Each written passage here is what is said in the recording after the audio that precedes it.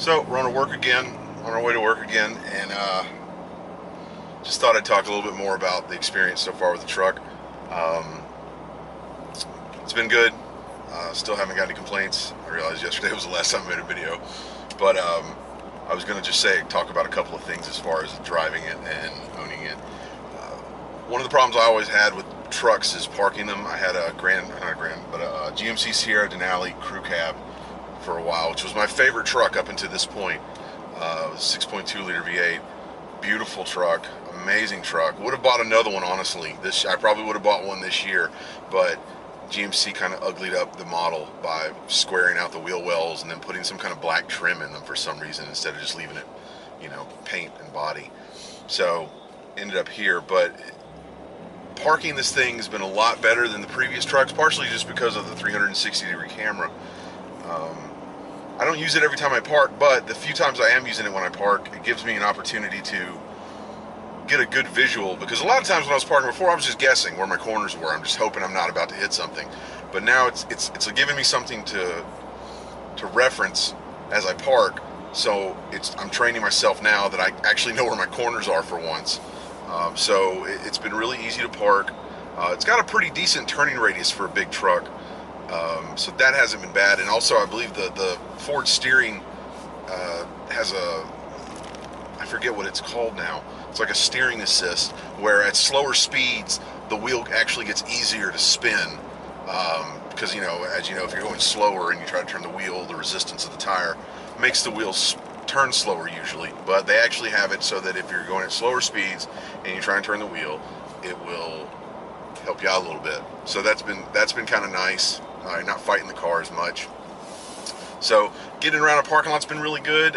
Parking it's been really good. It's been really good in traffic. It is a little bit wider than a regular F150, I believe.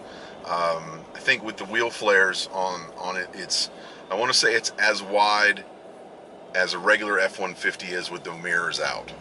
I might be a little bit wrong about that, but I think I'm pretty close. So it's a little bit wider. That's why it doesn't fit in the garage, by the way. I kind of knew that going in, but I don't have any trees in my front yard anymore, and really in my neighborhood, as opposed to my old house where the Jeep parked outside because the garage was in a bad spot, but there were trees everywhere, so that was always a constant pain point. But the new house, we don't have trees, but it does not fit in the garage, which, hindsight on my point, I honestly should have made the garage larger when I built the house. Too, my builders probably should build garages big enough for the most popular truck in America. Just a thought. But doesn't fit in the garage. Barely fits in the driveway, honestly. Like, I park on the right side of the driveway with part of my tire off of the concrete just floating over the grass. So I'm actually thinking about laying some concrete on the right side of the driveway. That way I have a little bit more pad off to the right to go park on, and space off to the right some so my girlfriend can back her car up. She doesn't have any trouble backing it up, she's found, but give yourself a little bit more room if you can. So if you do go to buy one of these, measure your garage. It's really long. I mean, I think I have to double check, but I want to say the truck's like 230 some. It's just short of 20 feet long, I think, by like maybe 5 or 6 inches or something like that. So if you've got a standard 20-foot deep, or if you've got a standard 20-foot deep garage, or a 21-foot garage, you might have some problems. It's also wide, so depending on what else is in your garage, I mean, if you live alone and you don't have anybody else in your 2-car, awesome, good job. But if you got something else in the garage, like my girlfriend's Ford Edge, even if I could get my truck in the garage, it's not going to fit. That's it. It's just not going to fit. It's too big, and that's okay. I thought that was really going to be a problem for me to not be able to park this thing in the garage, but it's not. It's okay. Like I said, I don't have trees. If I had trees in my yard, I'd probably be looking into some sort of option to either expand my garage or, man, I don't even know. It'd just be real sad, I guess. So that's probably one of the only complaints I have about the vehicle, really, and that's self-induced. I mean, I built the house. I picked the truck. I mean, I can't really fault this truck for being what it is. So, but that's about the only thing I've really got to complain about. Well, that and the fact that I don't think you can turn auto off where the engine cuts off at red lights. I don't think you can actually turn that off permanently. I've seen people where they actually like pulled the switch off the dashboard for it and looped the wire so that it's like just like a constant loop and it constantly keeps it turned off. I'm not doing that, but and I think you might be able to use the software called ForScan, which you may or may not be familiar with. It's a way of adjusting the software inside of your vehicle.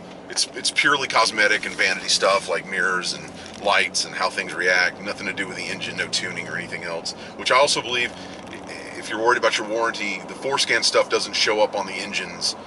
Hey, did you mess with this sensor or timer or whatever they use? I think it's a clock or something that they use to determine, and it logs that you've done something. But the ForScan stuff won't cause you any problems with that, from what I've read. I've got to get that sorted out. A friend of mine at work has an F150 that wants to try it as well, and we want to see if we can change some options. I'd like to change it so that maybe my mirrors automatically tuck in when the truck goes into park. I just think that'd be nice.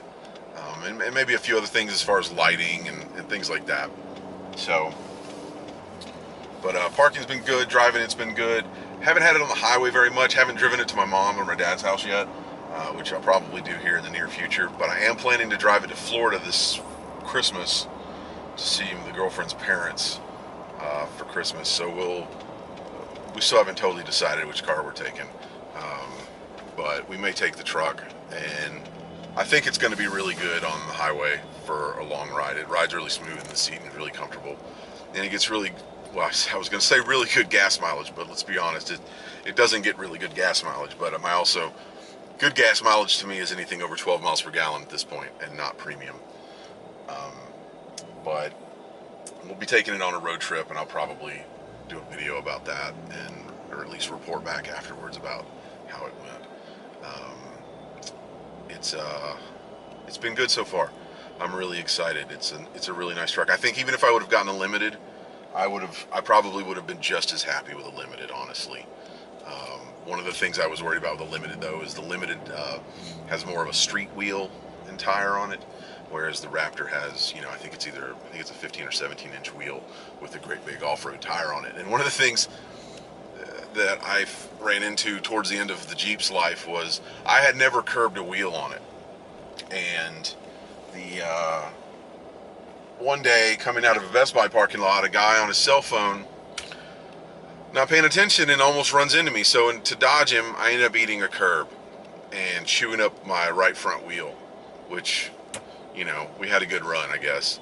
And I don't know what happened. I don't know if I just said I don't give a shit anymore or what, but it's almost like I was trying to make a matching set of wheels that were all screwed up, because from that moment on, I went on to hit curbs and scrape curbs coming out of car washes and all sorts of stuff. So that was another reason I went with the Raptor over the Limited. Is I just want to be able to drive over a curb, and not worry about it and not scratch up my wheels. And I don't think I'm going to have any problem with that. So anyway, we're here at work. Just want to do a short video. Just talk about a couple of other things. And as always, if you go to Petco or PetSmart and you buy something and it says, hey, do you want to give a sad animal a couple of bucks? Why don't you do it? It's like $2 or $1 or $5 or $10 if you really feel like going crazy. And at the end of the day, you won't miss it, and some little sad animal will get a lot out of it. And then other than that, just be nice and try not to be a jerk to everybody. Okay, bye.